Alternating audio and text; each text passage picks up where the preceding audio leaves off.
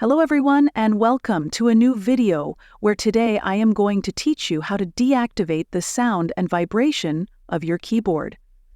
As you can see, sometimes it can be quite annoying when writing that the keyboard sounds and vibrates. So today I am going to show you how.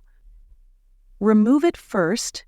We will have to go to Settings and we go to Additional Settings, press. Now we will have to go to Language and Inputs. We will manage the keyboard. We select the one that we usually use, in my case the Google one. And now here in Preferences, we will have sound here when pressing the keys. We deactivate it, and here we have the vibration that we are also going to reduce to a minimum, to 0, so that nothing vibrates. You're welcome.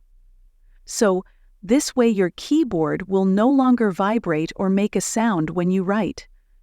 So I hope I have helped you, and see you in the next video.